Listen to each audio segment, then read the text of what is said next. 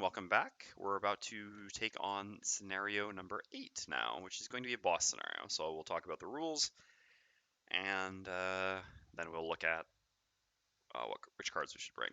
So for the scenario, we have to kill both Inox bodyguards. We have this, and this is incomplete, so we're good.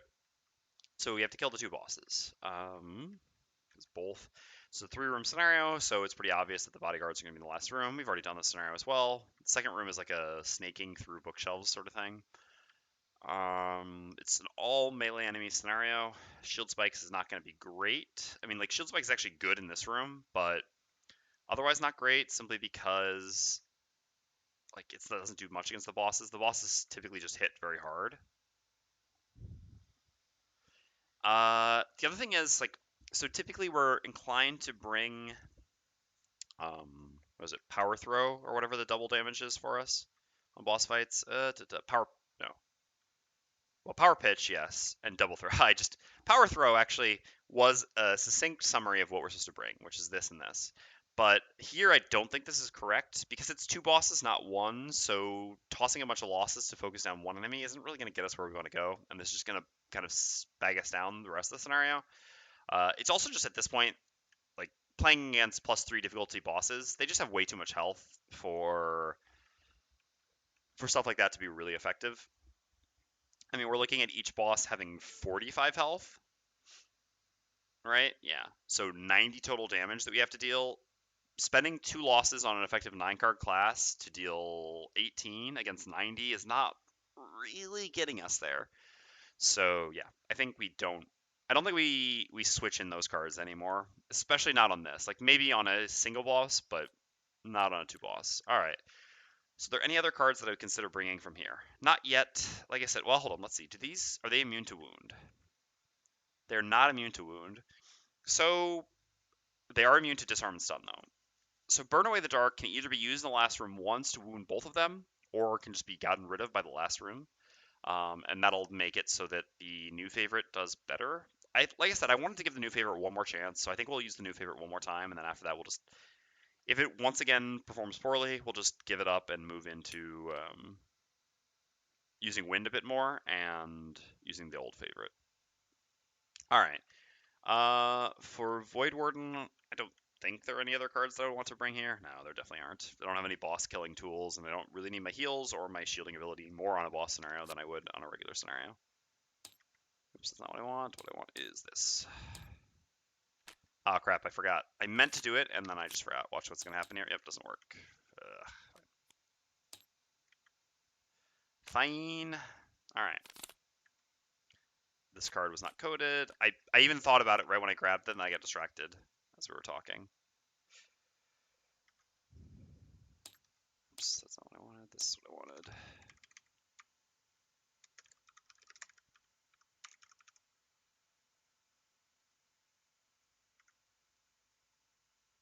There we go. All right. So we need to cut a card. Boom. Easy. We may want to cut another card though. We'll see. Hold on, because I regretted not having this. Oh, hold on. Where is it actually? This last time.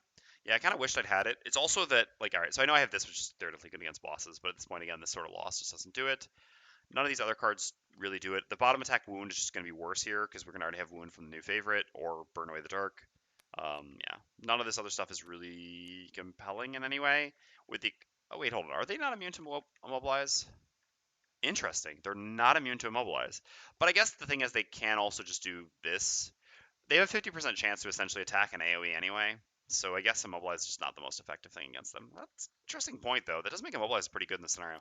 But also, this bottom to go with Strangle and Chain Top is a way to dump a lot of damage in one turn, and this top shield will be good, theoretically, against bones, like in the first room and stuff, so I kind of want this.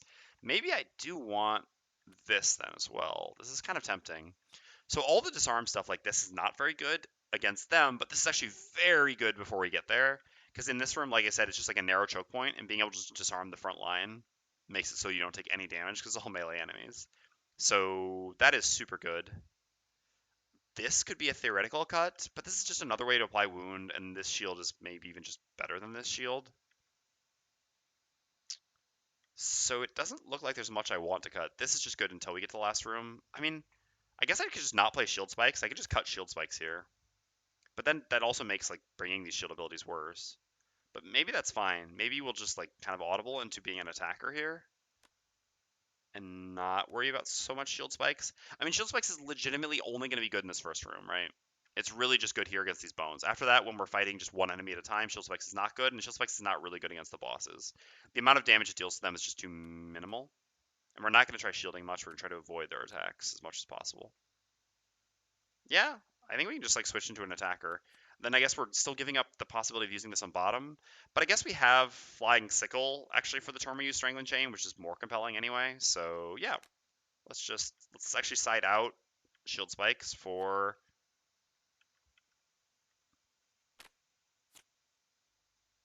Blinding Sickle then.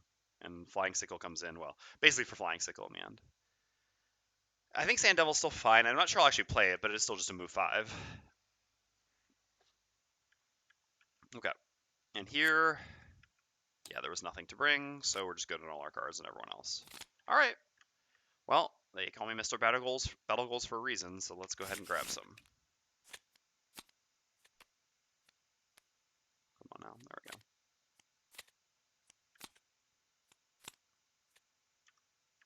Okay. Kill an undamaged monster. Okay, nope. A lot of none of your allies become exhausted. Yep.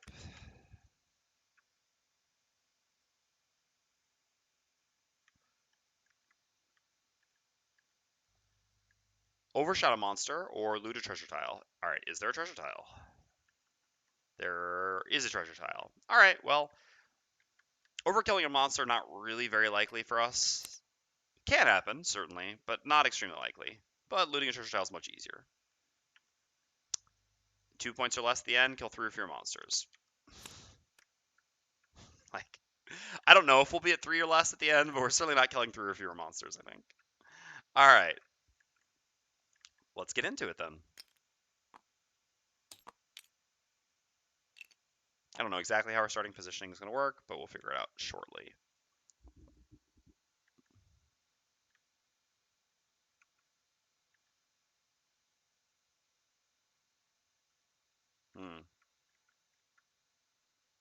I mean, all right, so we're going to give the new favorite one more try. So we're just setting up the new favorite turn 1. And again, we don't really have anything else to do with it on the turn we play it. I think I would rather just throw away this. I don't care about the initiative that much here. So we'll just kind of play that as a throwaway here. I'd rather keep follow through, which I think is a slightly better chance of being useful than a move 3 with good initiative for us. All right, so for us, setting up fire would be nice. Should probably do that so we can get wound on all of them next turn. So setting up fire basically means either playing this bottom or this top. This top is actually pretty good here, isn't it? If we move up to here, then we can pull one of them through this trap while also dealing a fair amount of damage, like some direct damage. What is the trap again?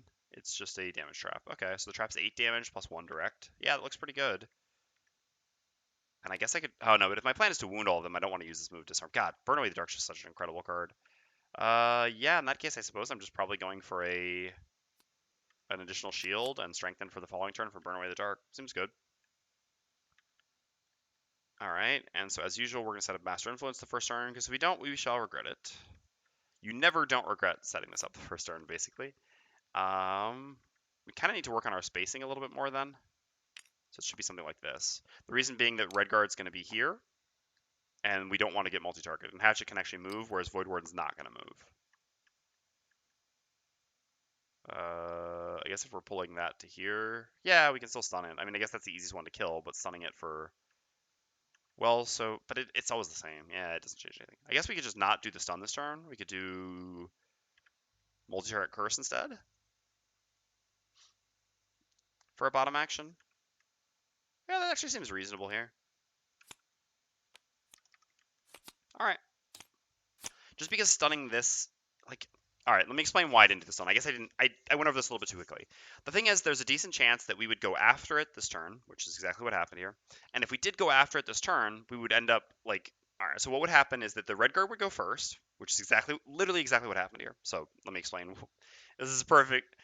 It's perfect. I could have said this in advance, but this is what I was thinking. So if the red guard goes before, we go here, we pull you into this trap like this, and we do direct damage to both of you. So you take, this is down to 2 life, right? The only one that the Void Warden's able to stun, I mean, it depends. If they don't move or something like this, I mean, I guess normally one of them would have come here, but I would rather be stunning an elite than a regular, so I could just like wait to stun. The one we would typically have in range to stun, for sure, is going to be this one. But this one's also at 2 life, which makes it a pretty bad stun for the following round. Because if it went, all right, if we went before it this round, stunning it would still be very good. But the problem is we'd be going at 58 initiative. Because if we stun it this round, then it just skips its turn this round. That's great. But if it goes before us and we stun it for next round and it's at 2 life, this is the one that's almost certainly dying next round before it goes anyway. So stunning it before its next round is really low value. Like, yeah, sure, we can just ignore it then, but ignoring the one that's at 2 life doesn't make a lot of sense because it's just an easy one for someone else to kill and also mitigate incoming attacks. Accordingly, it just made more sense to curse this turn, I think. All right.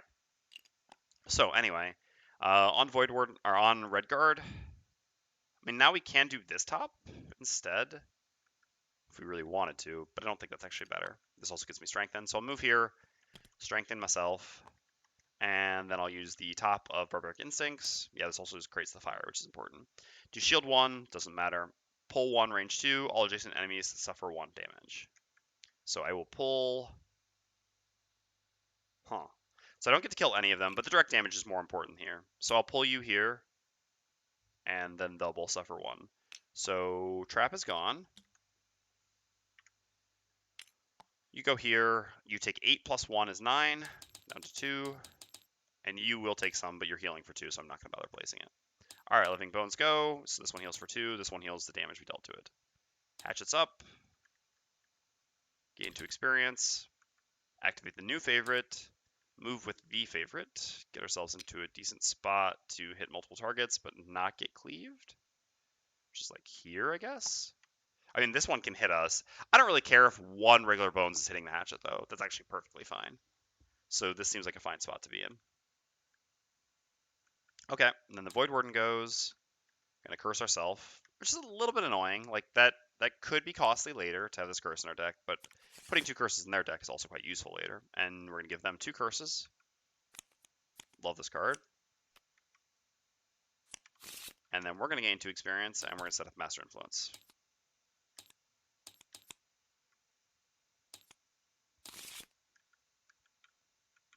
Okay, so we know exactly what we're doing here. It's these 2 cards. Yeah, so the new favorite not looking better here. I guess I could actually even just change that there, since there was no new... But I didn't bring win cards anyway, so it doesn't matter too much. But yeah, it's just, damn you, burn away the dark. You're ruining all of our fun. Alright, so Bones got a reshuffle on the 12. I'd like to go before them, but as before, I would prefer to go after their self-healing.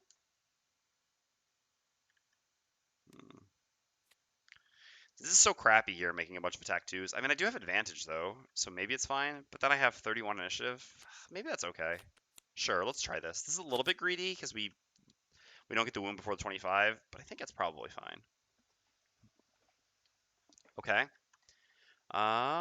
So as for us, what are we doing? This is the only one I can attack with my personal attack, so that probably doesn't make sense to do that on. But otherwise I would have to move, and I don't really want to move because I'd like to do this. So I guess I'm just going to do like this and this, and assume that I'm going to have someone else to attack if I go late here, which is probably fine.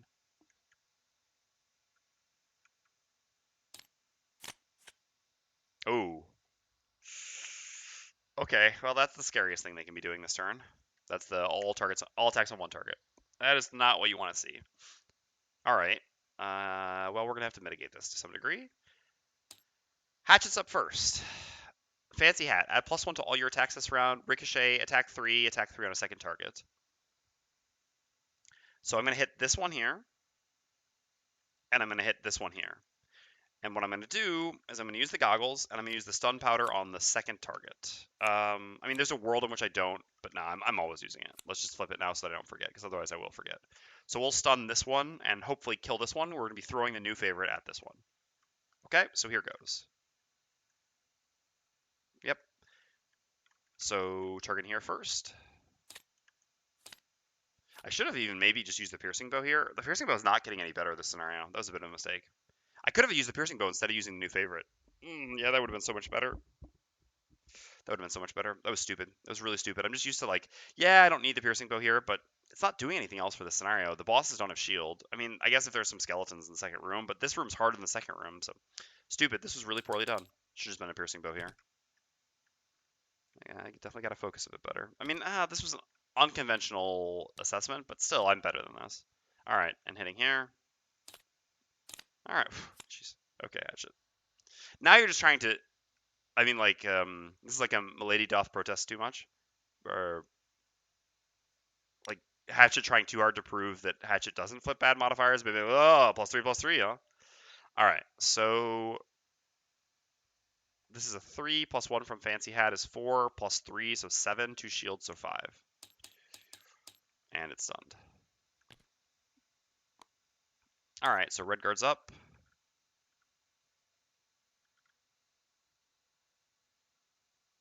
Yeah. So I'm going to consume the fire, gain 1 experience, make an attack 1 wound, targeting everything. I'll go here, here, here, all strengthened. Immobilize, sure. So no damage. Finally 1 damage, but they're all wounded.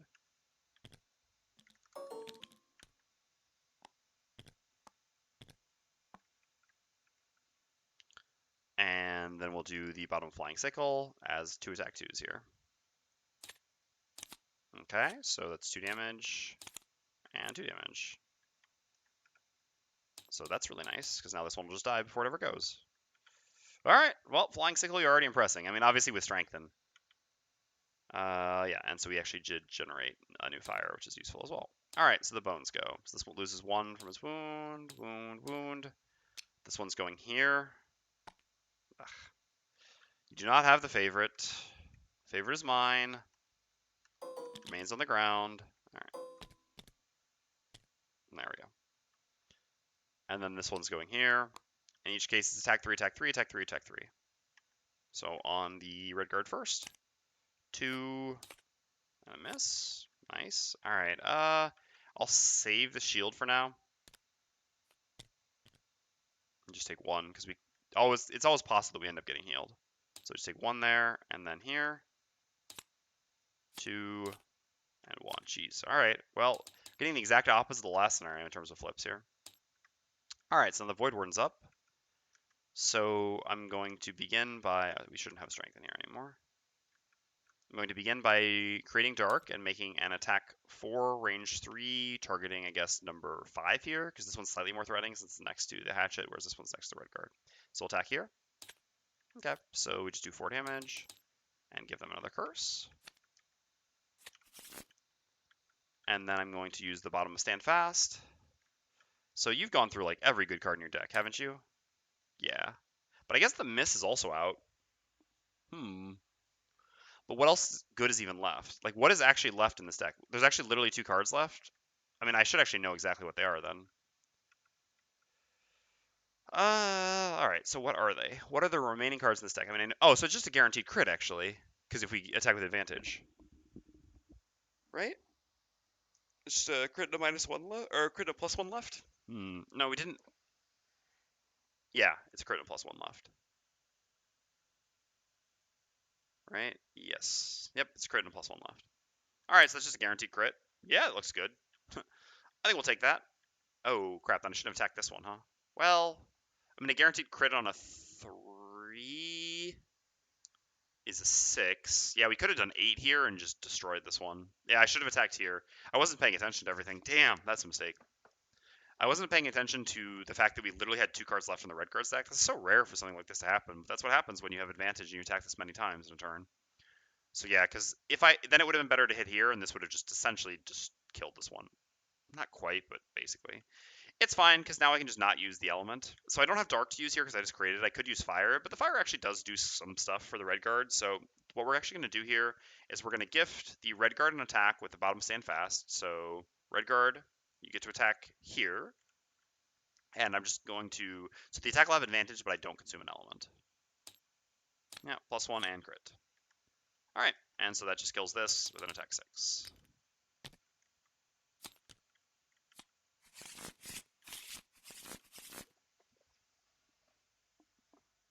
Alright,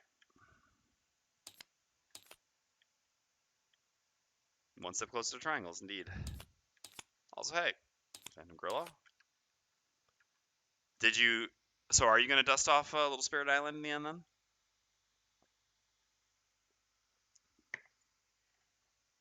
And which player count do you prefer? Alright,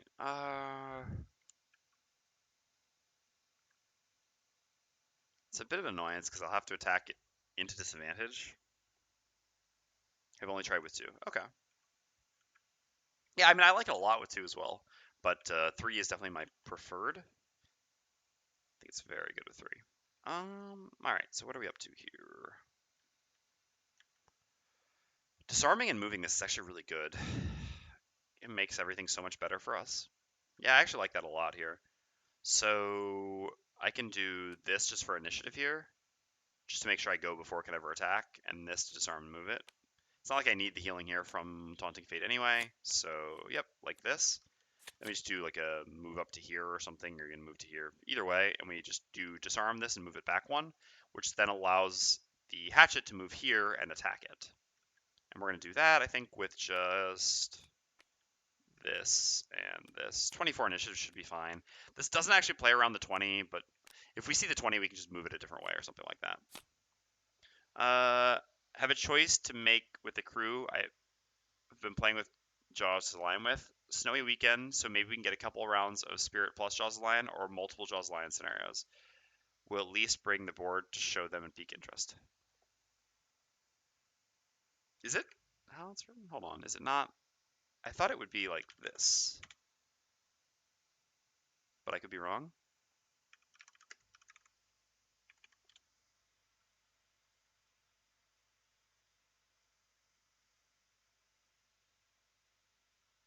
No, maybe not. Oh no, yeah. When something piques your interest or curiosity, you hear the. Yeah, I think so. The only reason I know this is actually because of French, though. So don't worry about it. Sorry, I'm not meaning to grammar Nazi. It was actually just more of a curiosity thing because I was wondering if I had been doing it wrong. Okay. So, I mean, I guess we can also disarm. The French strikes again, indeed. Well, then, I guess I don't want to be immobilizing it, but I don't have to immobilize it. And Strangling Chain here is actually pretty good. Man, we just demolished this room, huh? +3 difficulty, what? I think just doing this and this here. No, actually even just this is better. Yeah. Get some more loot or something, or do some direct damage, who knows, we'll see. Alright, bones at 20 exactly, but that's fine. That is fine. We've got a plan. So, Voidwarden's up first. I'm going to do the bottom of Taunting Fate as a default move 2. I'm just going to go to here. Then I'm going to use the top of Lure of the Void. I'm going to consume the dark just to gain an experience, essentially, and disarm this and make it move 3. I'm going to move it to here. And there.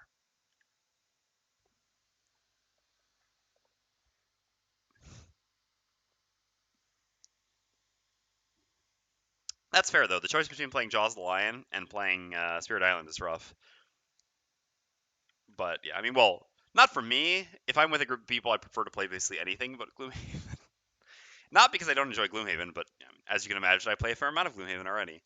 But I can understand for people who don't do this 4 days a week that, yeah, playing Gloomhaven is still a very difficult choice between that and playing Spirit Island. All right. So next up, we're up on the red guard. So I'm going to consume the fire, gain an experience. I'm going to attack with Strangling Chain on this one here. Okay. So 2 damage, and every time it's attacked this round, it suffers 2. And it's immobilized. Immobilizing here is actually useful. And then, do I want to stay here and do 1 damage or loot? I want to stay here and do 1 damage. I want gold. I mean, at the same time, yeah, I want gold. Hatchet's coming for all this gold, but no. All right, so I'm going to actually do the bottom of Flying Sickle. I'm going to create light, do 1 direct damage to all adjacent,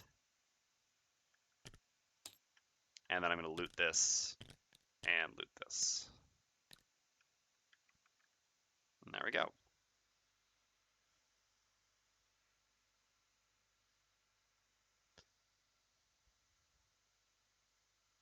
Yep, that's fair, B-Tone. I definitely understand that. Ah, it's actually annoying. He's ruining my disarm, or my wound. Oh well. So he goes, he's disarmed, loses this, takes 1, and then heals 2. Yep. And loses the wound.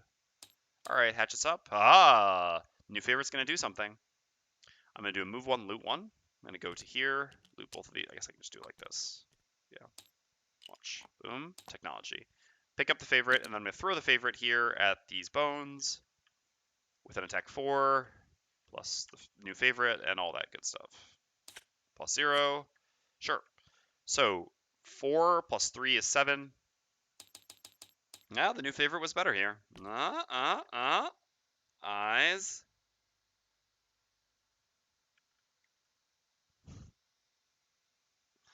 All right.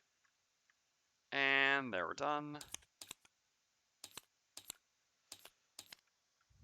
So we need to go grab that favorite. We still have this? Yes. So it's just going to be with this and this. Go to there. So yeah, sorry, the favorite's here.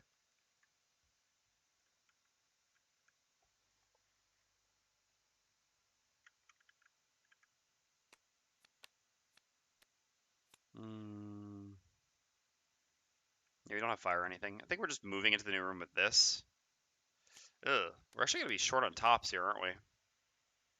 Nah. We'll play a little healing next turn or something.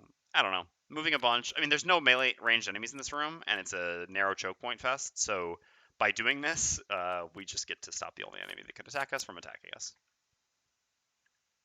And as for us, move a bunch as well, and gift an attack to the red guard. Okay, hatches up first. We're going to use the bottom of care package to move 1, 2 to here.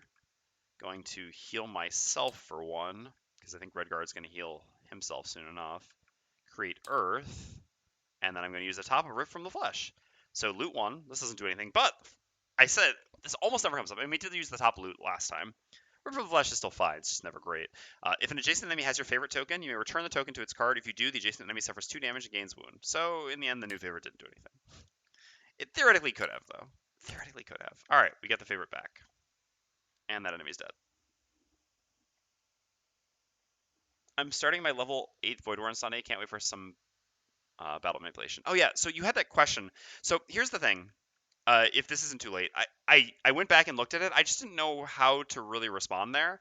But I'd be happy to kind of like answer that a little bit here about like what you would take on a level 8 Voidwarden. The biggest thing is that, so you're talking about because of the fact you play High Prosperity. Like High Prosperity is not really my wheelhouse. I just don't play at High Prosperity ever, mostly because of like balance issues. Um, but as far as what I would take on Voidwarden, I would take the same cards I've taken up until now, and then at level 7, I would take this card, because I don't find this card to be very useful, and I think this card is at least quite reasonable. And then at level 8, I would take this card. I think you've already established that, though. I mean, so basically I would have just taken all the same cards we took here. I wouldn't have taken anything differently. I don't have any regrets for the choices I would have made. I think it all makes sense at level 8. And then, yeah, just the other level up cards that I haven't taken yet, I would just take Hateful Blast at 7 and Lull into Oblivion at 8. Again, this is decent initiative with a pretty good top range attack, and this card's just amazing. This card is very, very good, and then neither of these cards are really that impressive that you're missing out on. So I feel like the choices are pretty easy here, and these are the cards I would have taken, as well as just all the cards we've taken up until this point, which is Give and Take, the level 3 card that everyone takes, Taunting Fate, Last Journey, Last Stand. What did you pick at 6? At 6, yeah, that's a fair point. I picked this card that's been great for me. Sorry. This. Withering Conviction. I also don't think it's very close. The Poison build seems very fun and interesting, but it's just not that great. And the bottom Withering Conviction is really good. It's very easy to use consistently. I did this scenario last week on +3 with Cthulhu Tinker Note, and it was a total snooze fest. Probably not surprising given the count, though. Yeah, I possibly should have gone up to +4, but at this point in a run, I'm still typically only at +3, so we'll see. But yeah, so I would take Withering Conviction. The other level 6 card, Surge of Power, is just not Not that impressive. You have better losses than this, even if this is a good loss. Certainly, level 8, like, it is a theoretically good loss, but I don't know. This class is just stuffed full of good losses and even while scaling losses. And this, yeah, like, this seems like a fun build, but the payoff just isn't good enough for a level 6 persistent loss. And you also don't get to take this card at level 4 because the last journey is just so much better, so. Oh, that's cool. Alright, so those would be the cards that I would take. And as far as high prosperity items, I can't really make recommendations for that. I mean, not just because of spoiler reasons, but the reason I just didn't is because, like I said, I just don't play with high prosperity items. Like, I understand which ones are theoretically good. I have played high prosperity in my life a long time ago, but it's been so long since I played it, and I don't consider myself an expert in any way at high prosperity, simply because, yeah, it's not really what makes me tick playing at high prosperity. Yeah, I'm really looking forward to Cthulhu being in digital as well. All right, so Living Bones go, but are all dead. So then we're on. They're all dead. I can only ever hear that in my head every time I say that. We're gonna go with Sand Devils and move 5. 1, 2, 3. Yep. All right, let's see where. So that's 4. We got one more movement. Depends what their initiative is. I hope they go before the Voidwarden. They don't. A bit of an annoyance. Wish we'd gone later, but we also wanted the movement, so wouldn't have quite worked out. Oh, hold on. Hold up. I'm actually here. No, but I'm one short if I use my jump boots. Well, we can actually get attacked here, huh? That's fine, I guess. So I have 2 more movement from here. I mean, I could just step back, but then I don't get to make an attack with Voidwarden. I would rather just deal damage. I'm not that worried about taking 1 attack 4. I mean, it's actually gonna be attack 5 because we went poison first. So basically, like, if I go here, the issue is that then the Voidwarden's just doing nothing for her turn. We're just moving up and not attacking with Wicked Scratch. The good thing is I get to disarm this one. It'll move up here, and I also won't take an attack. If I go here, then I can disarm this one, but then this one still gets to attack me. But then the Voidwarden also gets to gift an attack. It's a shame that such a small amount of initiative is making this difference, but it is. And after being here, next turn, yeah, I can just move back really quickly. I was thinking about grabbing the other level 2 for the Ice generation to use with Taunting Fate. I think that's fair. I know that's what some people do. Crushing Cold sucks. I've played with this card a fair amount, and I like this is always just the last card in my hand every rest cycle, and I just never wanted to use it. And it's just not a good card. It's like a really bad card.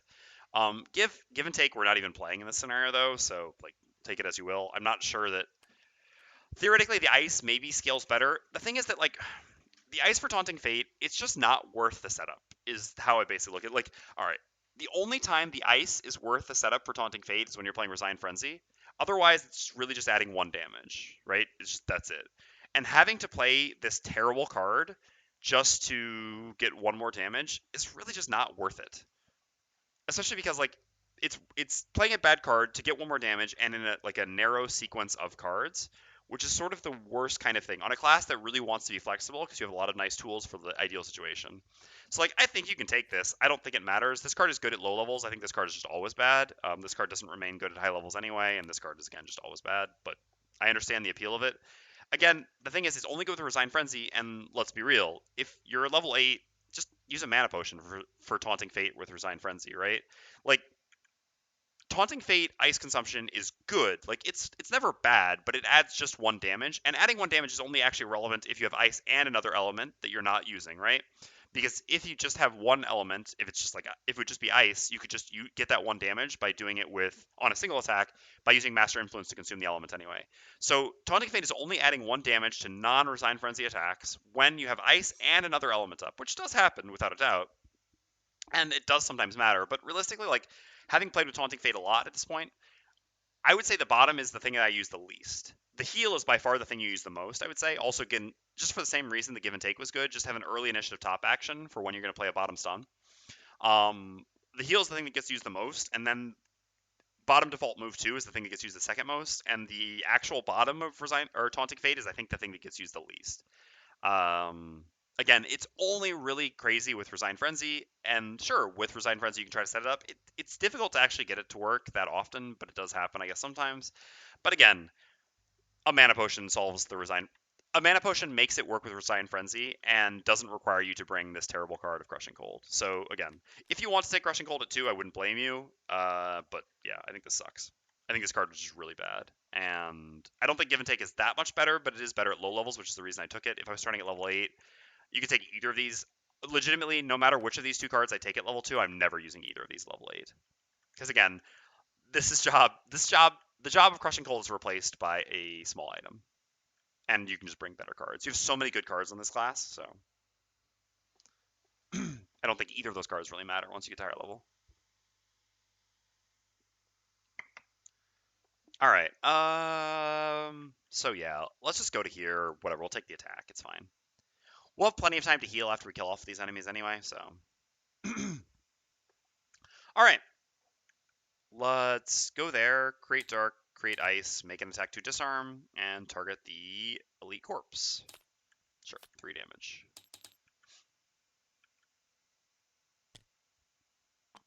All right. Then the Voidwarden goes. We're gonna do the bottom Resign Frenzy as a move 4. 1, 2, 3, 4. This light's not getting used anyway. I could move 1 less, go to here and gain an experience. I don't care about experience that much at this point. I don't want to outlevel the campaign that quickly. So let's just go there and let's just use the top of Wicked Scratch. Creating this recruit, we're going to use, I mean, like, it doesn't matter whether we use the old dark or we use the light for the Master Influence attack on Wicked Scratch. It's the same thing. Either way, we're going to have all those other elements. All right, so we make a Wicked Scratch attack here with advantage. Creating fire as well, getting our element soup going. So this is an attack 4, plus we consumed an element, so 5, plus the fire infusion, so 7 total. Yeah, this is worth taking an attack. Alright, living corpses go. This one goes here, these don't move. Poison, and their attack is for +1. Oh, okay. So this is actually an attack 6. Curse, maybe? No, no curse. Alright, let's just use this stuff now. Well, this we have to use. So in attack 6, we have no innate shield here, so we take 4.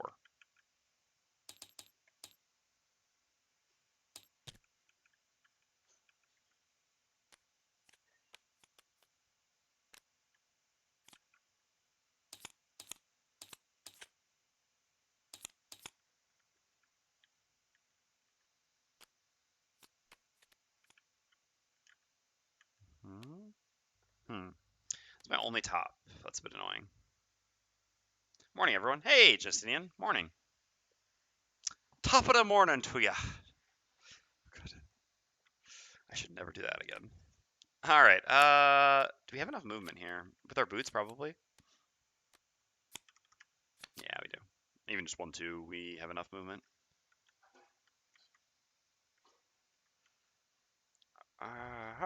So this initiative is fine. They can never attack before 32 anyway, and this way, theoretically, I can get healed by an ally first. But the issue with getting healed by an ally first is if we do that, then we're doing nothing on top. So it doesn't really matter, so it is actually just better to go earlier. Because we'll see. Oh, no. It is maybe better not to go earlier then. And the reason for this is because we can do this. I'll explain why we're doing this in a second. Can we go earlier than that, though? No, we can't. Ugh. Oh, no, that's fine. We use Gift of the Void first, and then we step back. Yes.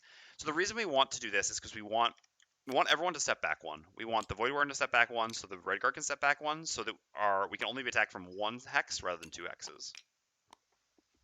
So we need the Red Guard to go after the Voidwarden. Obviously, it's possible that they immobilize us at 21, but then they're not attacking, so this also is just fine. Yep. All right. Let's do the thing. No, 32. Perfect. Love to see it. That's why our 32 is significant here. Couldn't attack before 32, and 32 we tie and go first. So we're going to go create dark. We're going to consume the old dark with the bottom, and I guess we'll consume the ice for Master Influence here. So ice is gone. Dark is gone. For this, we create a new dark here. We're going to make the Red Guard suffer 2 damage. That's a little annoying, but whatever. We're going to poison this one, and it's going to be both advantage and disadvantage. So just a regular flip? Sure. So we get an immobilize on you that doesn't actually do anything. So this was an attack 5 plus 1 for the modifiers of 6 damage here. And then we move back with this, just to here, and we give them a curse. Alright, and we're done. So then Hatchet goes at 31. So we're going to use the bottom of follow through as default move 2, or as a move 2, either way. Going to here. And then I'm going to attack the Elite Living Corpse with the new favorite. It's actually immobilized, not that matters too much. Throwing the new favorite I think makes sense here. Okay, sure.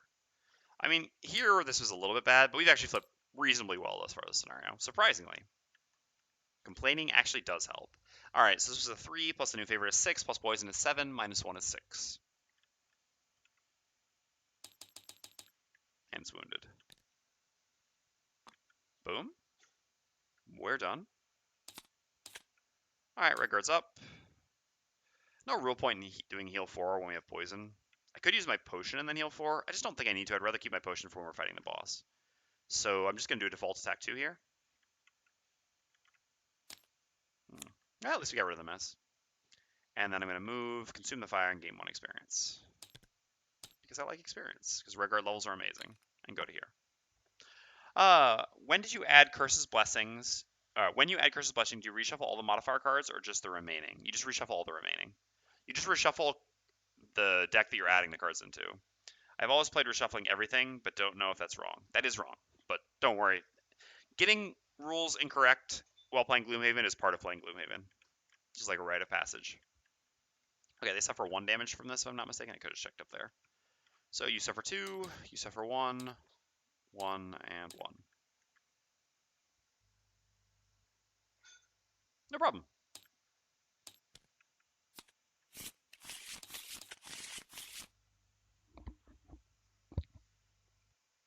Like I said a lot. Like I said, I wouldn't worry about that. That's just playing Gloomhaven.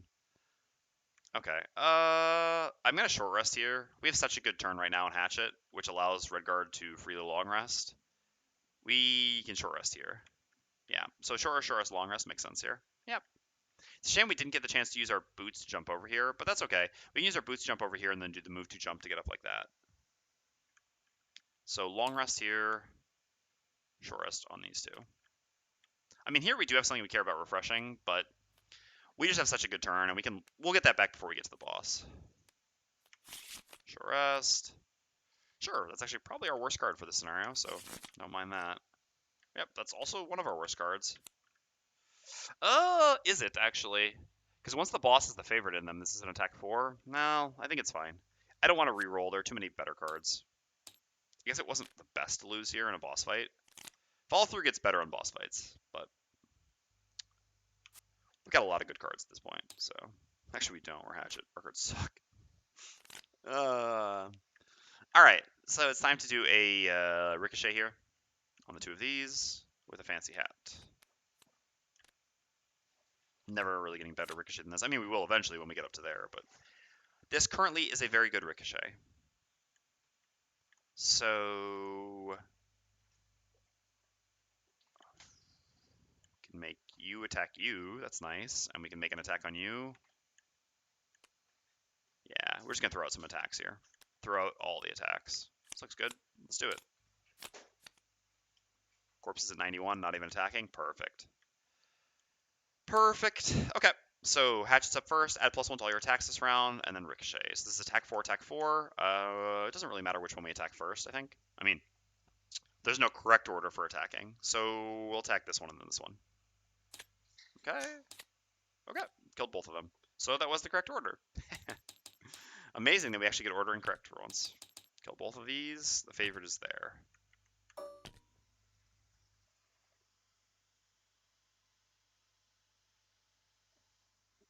Yeah, it's fair be done. Oh, Mr. Picture-in-Picture strikes again.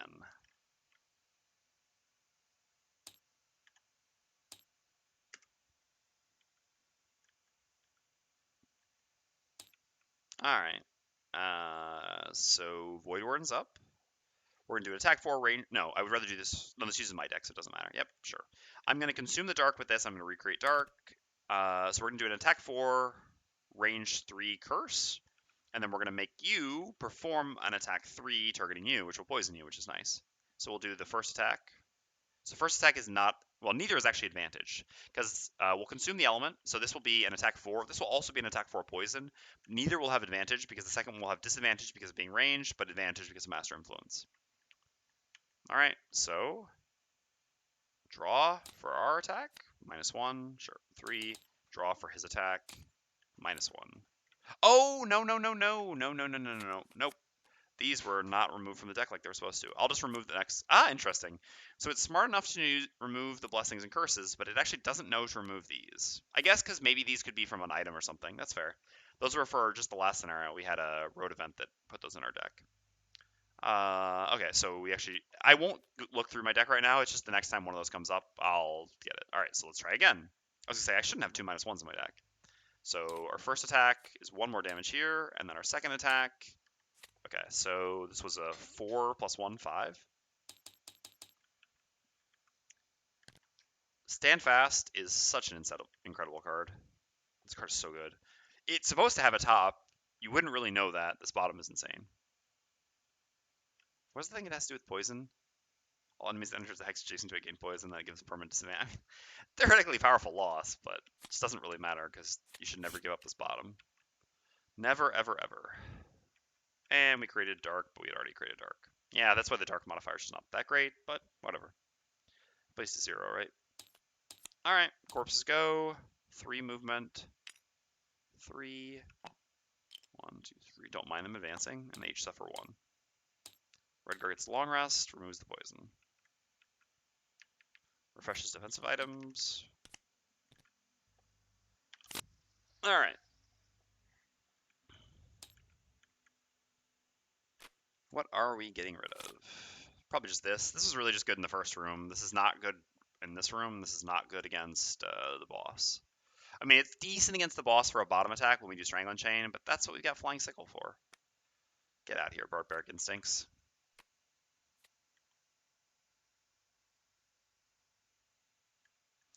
Hilariously, I actually could make my little attack 2 on 2 targets here, but no.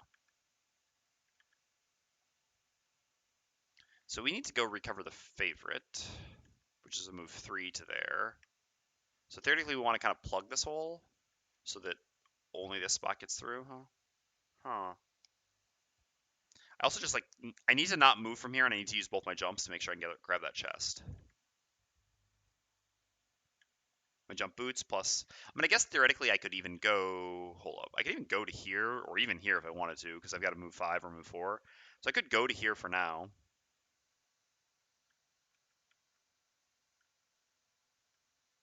Top is fun with Cracker. Fair. Tossing it around. That's funny, I guess.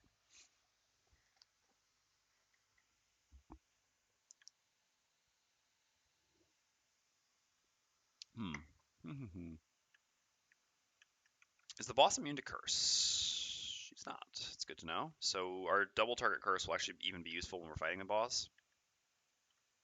As will be the loss. But I do like throwing out some curses while we can. So we have dark. Yeah, we can do something like this and this here. This looks decent. Just stacking up curses before we start fighting the boss is just so high value. So I could get the favorite and use it here by using boots. That is a good retrieval there. So that actually looks pretty reasonable to do this and this. Okay. So we still have to choose the card to lose here. I know we haven't... Oh, no, we did. We just did choose the card to lose. I just can't play... I mean, I could play this here and just stand pushing it back. It's so convenient, actually, to play here. But I can actually just use this here. And then... What? Just jump over there this turn? With something like this, I suppose? Sure.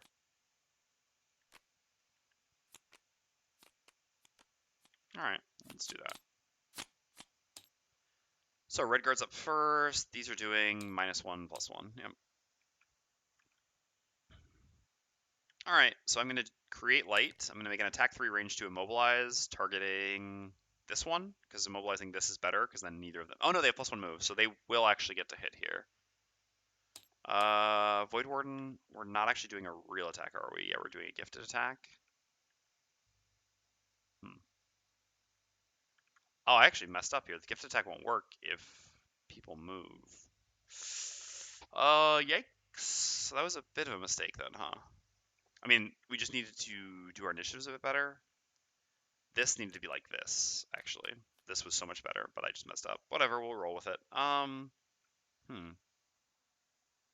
So how are we doing this then?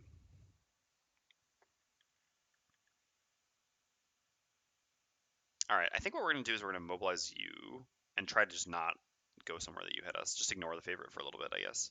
So I'm going to hit this one. Okay. 2 and immobilized. And I'm still going to do my jumpy thing now. So we're going to use our boots plus this to go to here. All right, we're going to spoil chest number 51. I repeat, chest number 51 is about to get spoiled. Chest number 51. Got our battle goal. Chest number 51, last warning, chest number 51. Random scenario. All right, well, we're about to grab one of those out. 64. Oh, we got 65 last time. That's funny. This is in K16. Okay. There we go.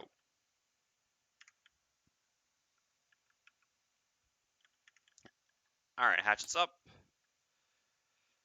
Yeah, so in the end, I guess I just won't get the favorite back this turn. I think that's better than getting attacked, and that allows us to use Gift of the Void still, which is pretty good. So we'll just use Retrieval going like this. Oh no, because we can push you. Oh god. The new favorite's looking excellent. No. So we got the thing. I mean, then we don't get to do the curses, but that's fine. Is it fine? It's pretty good to get a wound on him. We don't have to suffer damage this way. Yeah, I like that. So let's go there with the boots, actually, then. Using Retrieval. We'll loot all these things. Plus, I mean, there's money there, and we're Hatchet, so... What did anyone expect was going to happen here? Okay, and then we're going to use Center Mass, targeting you, throwing the favorite that we just picked up. So, yeah. That's that. All right. I knew it. Whatever. All right, we're going to push you 1 and wound you.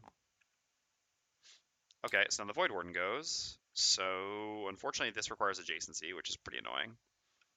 I think I'd rather give 2 curses than do this, honestly. Just getting curses for the boss is going to be really valuable, and this fighting here should be easy enough that I don't really care that much. So let's do curse, range 4, target 2, consume the dark to not curse ourselves.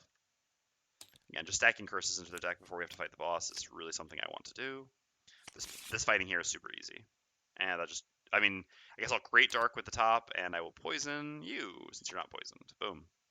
Alright, so you lose the immobilize, you take 1 from this, and go 1, 2, 3 to here.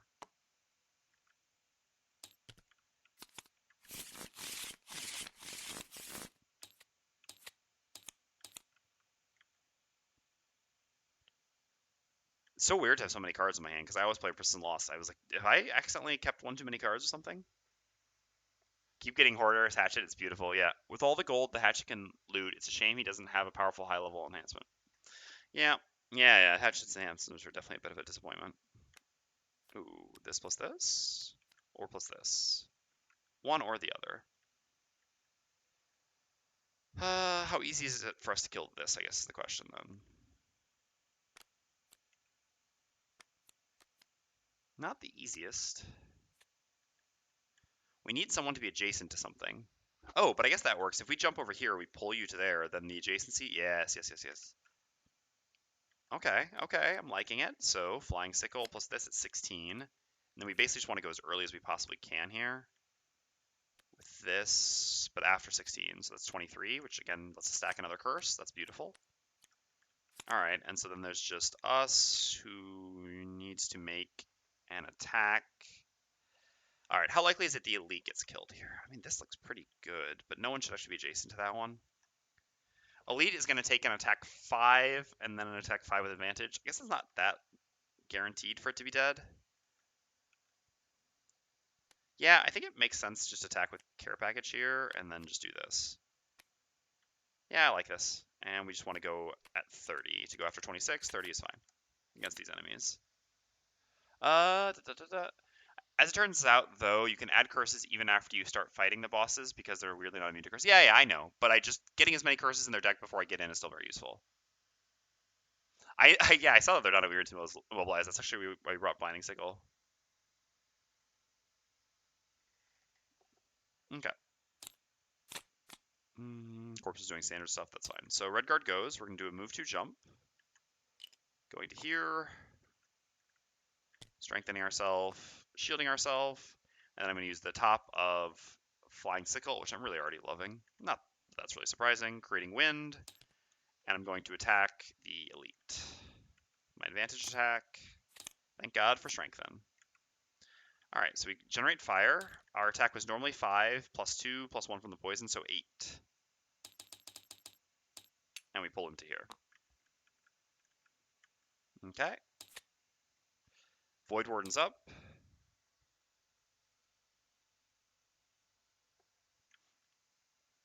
Voidwarden is going to use the top of Wicked Scratch, gaining 1 experience, creating dark. We're going to consume the old dark, though, doing a move to give a curse. But we have to do that actually after, but it doesn't matter. The elements work correctly. Red guard attacks here with advantage. Yep, this is dead.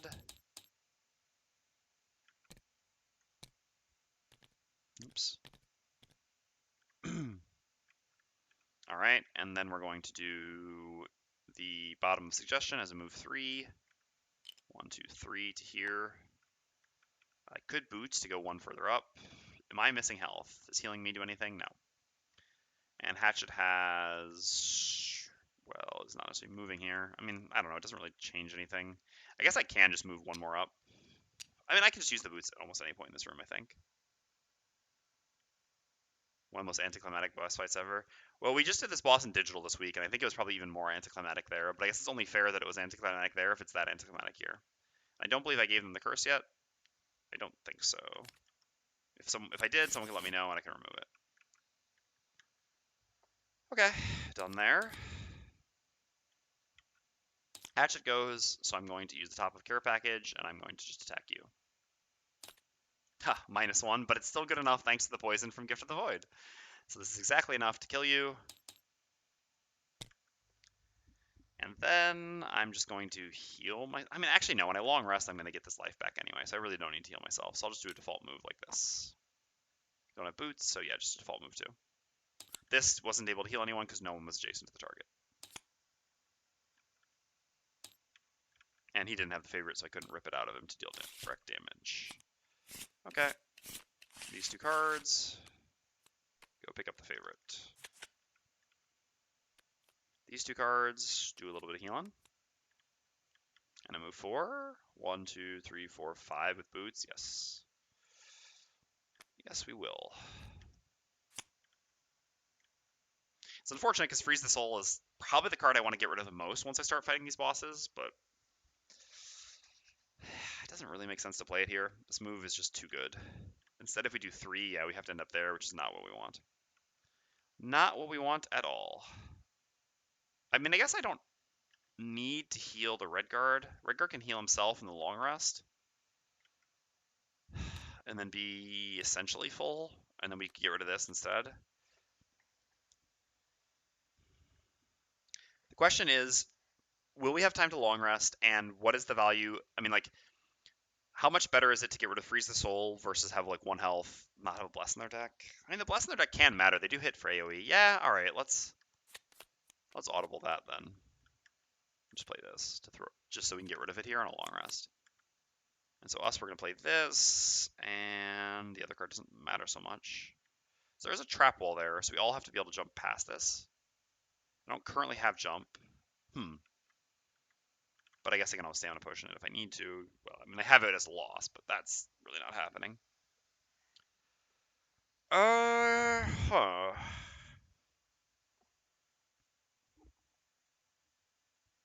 I could just long rest 1 turn early to get my jump boots back. Kind of tempted by that. So this, and play what? To move a bit here. Doesn't matter so much. I guess we don't want to move too much, and I'd rather get rid of this card at this point. Yep, that makes sense. Okay, so Hatchet's up first. We're just doing a move. Doesn't matter which one, we just need to end up here. So we get the favorite back, and we get another coin. Voidwarden goes. We just do a default move, or sorry, not default move. Move 4 plus user boots to get a total of 5. 1, 2, 3, 4, 5 to here. And then the red guard goes. We're going to heal ourselves for 4. Gain 1 experience. Using the top healing sands. And we're just going to use the bottom of Desert Knight as default move too. Right to here. Alright. Yeah, I just long rest 1 turn early here on the red guard. This definitely makes sense because I really would do want my jump boots back. Move 2 jump doesn't really cut it because I don't want to be stuck on the other side of this trap. So long rest, long rest, long rest. Oh, oops, I didn't get rid of the old cards.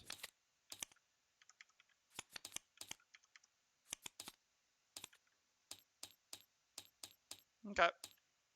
So everyone heals for 2. Everyone refreshes all their items. Just choose their card to lose.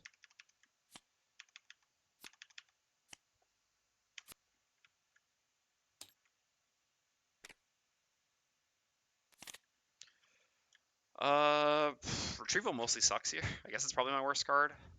The favorite's not great either, but it's a low initiative move jump, which has some application.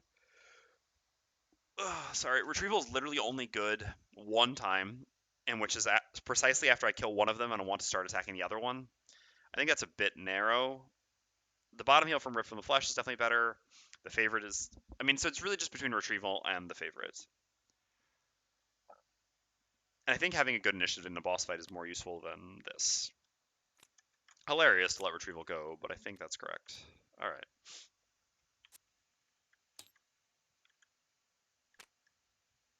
So this is the card I always want to get rid of here. Disarm does nothing against these bosses.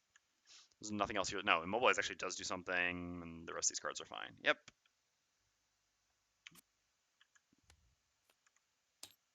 And here we know exactly what we want to get rid of. That's why we played it. Freeze the Soul. Not that Freeze the Soul isn't an incredible card, but on bosses that can't be stunned, which should basically be almost every boss, obviously not great. All right, into the room we go. So our plan is to try to draw them into the trap. So we want to do a large move and just sort of step back.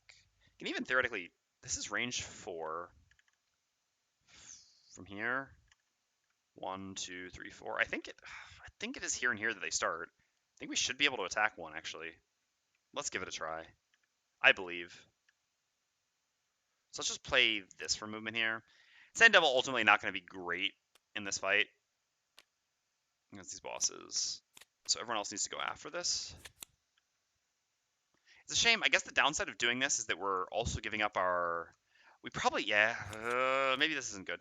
We probably want to do this every rest cycle, right? Flying Sickle bottom with Strangling Chain top with Fire up.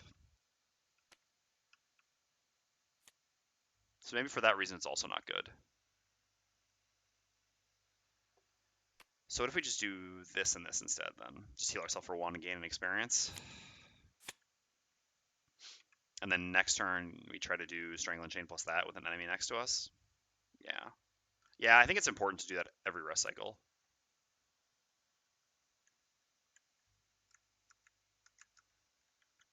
Alright. So what are we up to? We don't really need to advance. We just want to go super late and toss out some attacks. I guess what happens if their enemies don't move? Is it even possible for them to not move? I think they always move. Yes, they actually always move. There's no world in which they cannot move. I mean, I guess they could go after us. I don't think bosses can even go after 90, though. So, yeah. I mean, I guess the one thing I have to worry about is their AoE attack, but I think we can manage that with other people's movement, not ours. So, yes, let's use Stand Fast Bottom, because, again, Stand Fast Bottom is a hell of a drug. And probably just attack with this, just to get some elements up. And to be, like, a guaranteed attack we can make. Okay, as for us...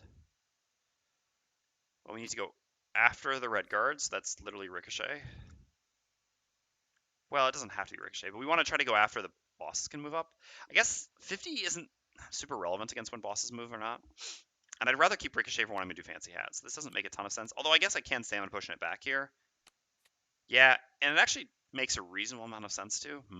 Or does it? I mean, this is my best card. This is attack 6. This is attack 5 at this point. But against one target, which is kind of better than split damage. But I'm always definitely getting back at top here. Yeah, let's just do something like this, I think. And try to make it work. We'll see. All right, here we go.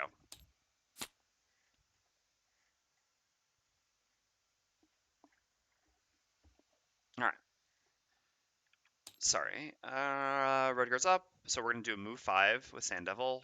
We're going to use our jump boots. So 1-2 to here. He was there. Yep, I thought so. All right, what are they up to? Special 1. The AoE. Also earlier, yeah, I would have much preferred to see this special here, but whatever. I mean, we can't ask for too much. This boss fight isn't that hard. Sorry. My pants are all twisted. Alright. So -1 move, -1 attack. So they attack for 3 plus C, so they're attacking for 6 normally, but 5 here. In a sort of unpleasant AoE.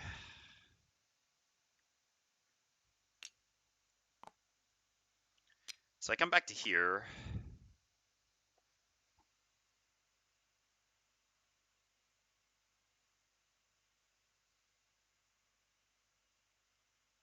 This one will hit both of us. That's a bit annoying. No, but I guess Hatchet goes first.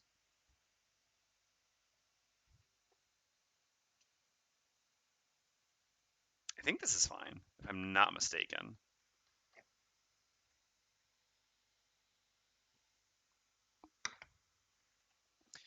I know it could come up here, but it won't go into the trap. So yeah, the first one will just go to here. No, it would go to here, but again, we'll have moved. If we go to here, 1, 2 gets this to there, hits that. So that's what that one would do. And then this one would go 1, 2, 3 to here. 1, 2, 3, 4. 1, 2, 3, 4. Yeah. And so we can hit here. Yeah, and we'll hit this one as well. Yep.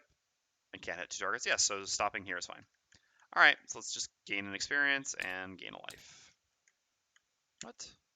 It's definitely not the correct life there. Whatever, we should be at full. We were 19, we should have gone up to 20. Sometimes this just messes up. I guess the issue is Hatchet's not hitting anything here, huh? So we played Ricochet for nothing? Unless we move up with Red Guard, but even then... I mean, yeah, then we could go here and Ricochet both of them.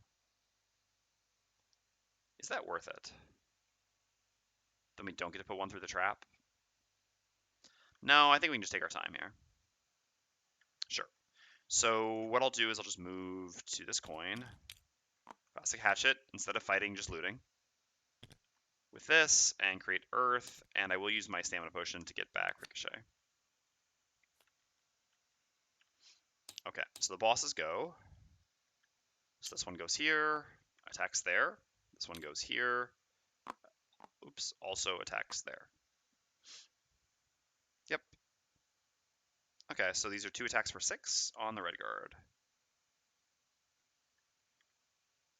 Yep. Nice. Nice. That's why we stack their deck full of curses. Alright, and then the Voidwarden goes. So the Voidwarden is going to create Dark and make an attack 4 range 3. I guess we'll kill the one closer to Hatchet first. I don't know, it doesn't really matter too much, but sure. We'll kill number 2 first. So let's attack that one. Oh, a crit, nice. 8. Alright. Give them a curse. And then I will consume the earth. Using the bottom of Standfast to make an attack 4, range 3. Well, to have one of them make an attack 4, range 3 with advantage. And whose deck is looking better at this point? Probably Hatchet's, I guess, with all those 3s and the -1 already out. Yeah, so we'll have Hatchet attack here. I guess I can just throw the favorite now because this is an advantaged attack. I mean, we get to make advantage attacks next turn as well, but this is an attack 4 with advantage. Next turn we're making... I mean, yeah, it's going to be the same number. So yeah, let's just throw the favorite now. The new favorite. So into you. Okay. So this was a 4, plus 1 from the modifier is 5, plus 3 from the favorite is 8. Immune to poison, but not immune to wound. Alright.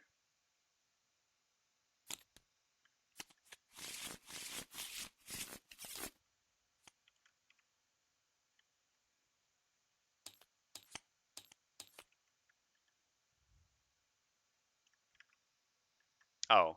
Also, since I was the last one to go at the end of my turn, I will generate fire with a mana potion. So that we can do the full strangling here. We're going to be kind of splitting damage here, but we're just under so little threat that it just doesn't matter. It just doesn't matter. All right, so we want to actually go after 16 here. So I guess what that means is... Oh, we're not going to get... I guess we're just going at 56 then, and who cares? Playing our good initiative, but not for a good initiative? Hilarious.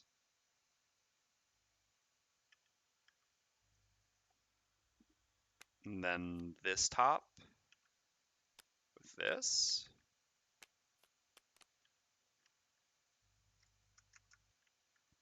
I kind of wish I did have ice. I mean, whatever. It's not such a big deal. We'll be adding 2. Yeah, there's no way to do it, though.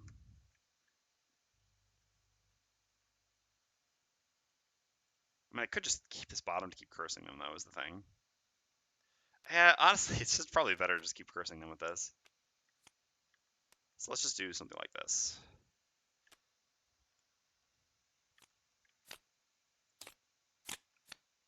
Special 2. The retaliate. Okay, okay. Well, the bodyguards go. Number 1 moves to here. So I know that I was doing all this stuff with the guy as if the guy was next to me, and I didn't know if they moved. But see, this is the beauty of the Doom Compass. All right, so this bodyguard goes to here. These were just damage traps, if I'm not mistaken. Yes. Stepped into the trap and takes 8. Red guard's gonna take 1,000,000 damage this turn from all that retaliate. The retaliate was a really bad flip for us, but you know what? We're not here to play scared. I mean, realistically, it doesn't make sense for me to make the attacks I'm about to make, but it's just so impossible for me to lose this. Attack 6 on the red guard. +1, 7. I think I'll pitch a card to this because of all the damage I'm going to be taking in a second here. So, yeah, let's pitch this. Yep, see you, Dwarf. Take care. Thanks for stopping by. Have a great weekend. Alright, so we'll just pitch a card to negate the damage on that one, and then this one just takes 1 damage from his wound and cannot move to attack. What a scenario. Alright, red guard's up next. So, on the red guard, we're going to attack with Strangling Chain. We're going to consume the fire, gain 1 experience, make an attack 3, targeting you. So 2 damage. We take, it's 5, right? Yes. 5 retaliate. We're going to take 20 damage from retaliate this round. Beautiful. We shouldn't, but again, I just don't care. We can't lose to this, and I'd rather just kill them more quickly. So, I mean, we can lose, but it's pretty impossible. Pretty difficult, I should say. Okay, so I'm going to make an attack 2 and attack 2. And so each time this is attacked this round, it takes 2 damage. Okay, so 3, so 5. Let me take 5. And then 4, so 6. And we take 5. And we infuse fire. Okay. Easy, red guard can brush that off, yeah. Alright, so then the Voidwarden's up. Warden's like, red guard, have you had enough? Red guard's like, no, I haven't had enough. Give me some more. Hit me again. Let me hit that retaliate. I got this. And we could just play the loss here instead, so that we don't have to attack into this. Yeah, in the end, that's actually going to be better. Because if I were to play Wicked Scratch, we would have to take Retaliate again. Whereas if we play the loss, we can actually have the red guard attack here and Hatchet Attack there, which is still, yeah, I think that's more reasonable. All right, so what we're going to do then is I'm first going to use the bottom Wicked Scratch, do a strengthen range 3. I'm going to strengthen, I guess Hatchet's going to use the Eagle Eye Goggles this turn anyway, so I guess I'll strengthen Redguard. Yeah. No, I mean, this allows the Hatchet to save the Eagle Eye Goggles, which is actually quite valuable. So let's do it like this. The only downside of this is like kind of how the numbers are going to work out. You'll see. Basically, we're going to end up doing +1 to the wrong target here, but it's not a big deal. Okay, so I'm going to do that, and then I'm going to do the top of this, gain 2 experience. 2 allies within range 2 may each suffer 2 damage. Each ally who does may perform attack 6 range 3. So, oh wait, is it with range 2 or range 3, it said? Range 2. Oh no. All right, well, I guess instead of strengthening Hatchet, we're going to move to here then, so that we can do this. All right, so we do that, and then they each get to perform an attack 6.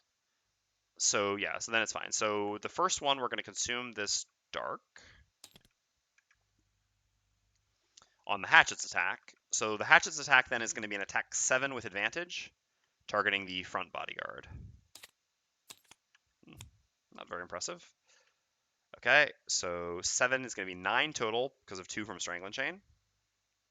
So putting this down to 15. And then the red guard is going to attack, but we're going to have you attack here so that you don't take the retaliate and don't have disadvantage. +1, so this is just a 7. Just dumping damage into them. Alright. That's lost. So then Hatchet goes. So on Hatchet, we're going to use Fancy Hat. I'll add +1 to all our attacks this round, and then we're going to use Ricochet. And the favorite's already here, so we'll just hit here and here. So we're going to use the goggles for this. This is going to give us an attack 4 and an attack 4, both with advantage.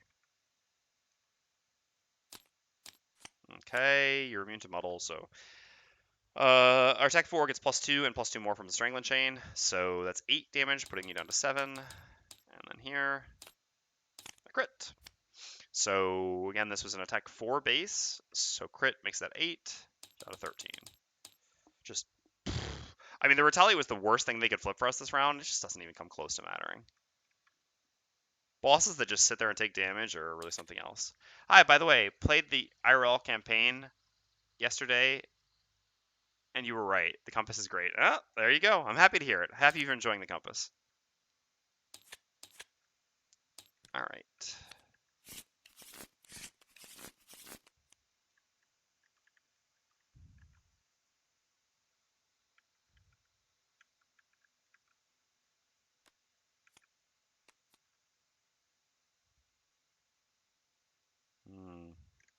So I need Hatchet to move next to me.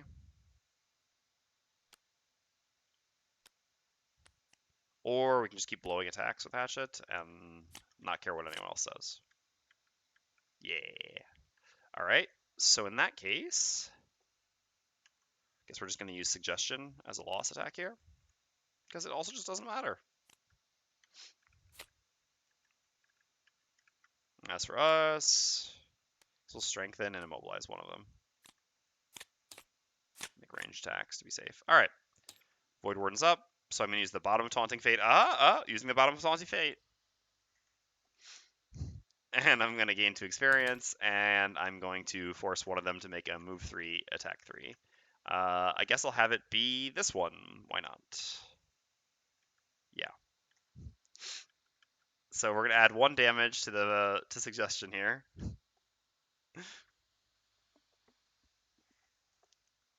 This is kind of my point, though.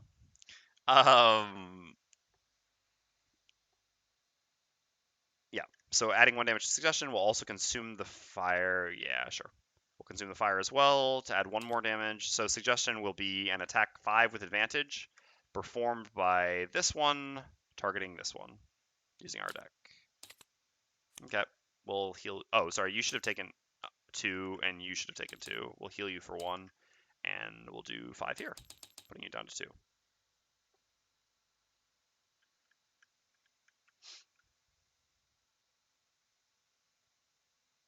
Yep. Nothing else special there. That's lost. That's discarded. All attacks on us have +1 this round. I guess that matters because they're doing an AoE, but it really doesn't matter. Okay, red guard's up. I could just make a disadvantage attack, try to kill. No, let's just play it safe here. Let's just take a step back with this to gain strengthen. Oh no, let's just stay where we are. No, I'd rather use the larger attacks on... Yeah. Let's just take a step back here, gain strengthen, and we'll make the top of Blinding Sickle on the front bodyguard. Creating light. Yep. Yeah. Alright, well. We killed him. Oh, we would have gotten the overkill. Did we get our other thing? Oh, it's... You have to be at low life. Well, that's not happening. Well, we got our thing anyway. Alright. Sorry, moving around a lot there. So that's done. Hatchet goes. Let's do the one that gives experience first. So we gain 1 experience, we make an attack 5. Targeting you. I have no items to use for this. Nope. Okay, only 4. And then we make an attack 4. Only 4. Alright. Well, you know what? You still get another turn. Congratulations. I should have used the healing potion on the red guard, but also just doesn't matter. Alright, so... Your focus is actually the hatchet, humorously enough here, because it requires the least amount of movement to hit the hatchet from where you are. It's funny because this AoE seems like it should be threatening, but it's really just not even threatening. Because of how, like, focus works. Because, like, most people will be like, so he's going to go here and whack the both of you, right? Give you a giant cleave. But no, he's actually just going to hit the hatchet here. And there's no way he can hit the hatchet and hit other targets, so he's just not going to move, takes 1 damage, and attacks the hatchet. Oh, man, I even wanted to take damage there. Come on. Come on, bodyguards. Couldn't you put up a better effort than this? This is embarrassing. This is embarrassing. Let's just play our cards. We'll do a short rest. Sure. Can't he hit the Voidwarden too? Ah, you're right. You're right. Good call. Yep. I didn't actually see that. You're right. He can't hit the Voidwarden as well. Good catch. +0. Well, flipped in the wrong order then. We take 6. Good catch. Yeah. It's a triple cone dip. Yep, it is the triple cone dip. You're right. It was a triple cone dip indeed. Well caught. The 3 corners of the triangle. It's rare that you see it like that, but yeah, good call. Very good catch. Thank you. Appreciate that. They are definitely underpaid. All right.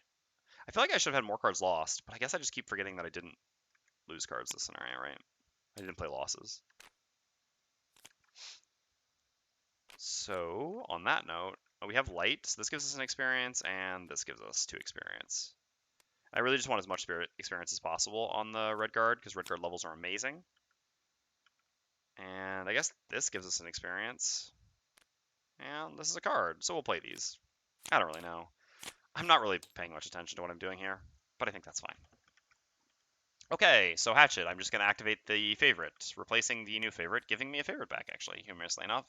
So the favorite is back. We've got the favorite ready to go. And we gain 2 experience. And I'll do a heal 3 range 2 on the Voidwarden, I guess. And create wind. Yeah, Voidwarden can move next to me, so that's fine. Yep. Alright, Voidwarden's up. I'm just going to move next to the Hatchet with the bottom Resigned Frenzy, and I'm going to use Gift of the Void. I'm going to consume this wind so that we can still get an experience here. Consume the wind, Gift of the Void. I don't get to... Oh! I can't actually use Gift of the Void to attack. Interesting. Okay. So new plan then. Because I can't actually target the boss with poison. Huh. Alright, well, instead, I guess I'm using Resigned Frenzy to move to here, and I'm going to make a default attack too. Sure. Why not? Alright. Nice. Beautiful crit, Voidwarden. You gotta love that. You gotta love that. Just critting on a default attack too. Just out of pure frustration of not being able to use Gift of the Void on this enemy. I should have actually gotten rid of Gift of the Void before coming into this room. I wasn't even paying attention to the fact that they were poison immune, and I just legitimately couldn't use Gift of the Void on them. Although, well, no, never mind. Won't say anything. Yeah. Voidwarden's OP. Voidwarden is quite good. Alright, let's consume the light here. Gain 3 total experience by summoning a Sand Devil and doing a move 2. The move 2 gets us 2 coins. And that's the end of the round. Yeah, that was a very anticlimactic boss fight. I should have done this at +4. Honestly, even at +4, this wouldn't have been challenging, though. So that really wouldn't have changed anything. I mean, I would have had to play like a little more seriously, not just like throwing away cards to attack it to retaliate and all this nonsense, but yeah, like this increase in stats. I mean, I could have just made them almost never attack anyway, and them hitting for 1 more damage when most of their attacks were cursed. Like, nope, not even slightly relevant there. All right, we gain 2 reputation, global achievement, the merchant flees, and we unlock scenarios 7, 13, and 14. Okay. I don't remember where all those scenarios are. You already have 14 unlocked. Where is 13? What is the name of 13? 13 is Temple of the Seer. There we go. Okay. And we've got global achievement, the merchant flees.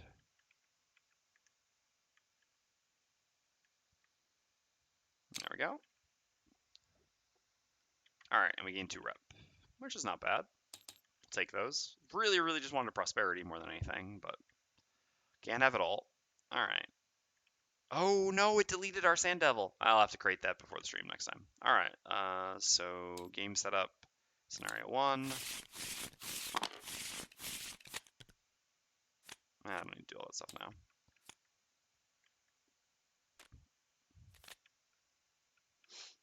Alright, so what did we do here? None of our allies exhausted. We did gain a chest. We did not finish a 2 or less life on the Hatchet. So everyone got a check mark except Hatchet. But that's okay, because Hatchet was ahead on check marks. Right, yeah. We're closing in towards the end on Hatchet, actually. So, check mark here. Long ways to go. Check mark here. Ooh, a perk. We did not level here. We certainly didn't level here. Maybe we leveled on Hatchet? We did not level on Hatchet. Okay. Man, Voidwarden is just legitimately a full level ahead of Hatchet at this point. Alright, so we just get our perk on Voidwarden. Man, those +1 darks are such bad modifiers. Should I be doing +1 curses instead? Replacing zeros is nice, though. But I'm still going to have a fair number of zeros in my deck anyway, just because these are zeros. So it's not like I can count on not getting zeros. Let's add one of these. Let's do a 50-50 split. I'm not actually sure which one of these perks is actually better, so I'm just going to try both. I think it's the fairest way to approach this.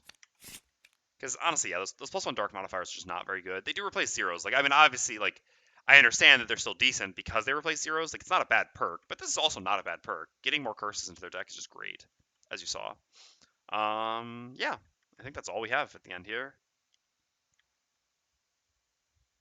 Yeah, there's nothing else to do right now. I mean, before we play next time, which will be on Tuesday, I will do a city event in the hopes of getting 1 prosperity, because if we gain a prosperity, we can finally go do one of my favorite scenarios in the game, 27, but until we gain a prosperity, we cannot.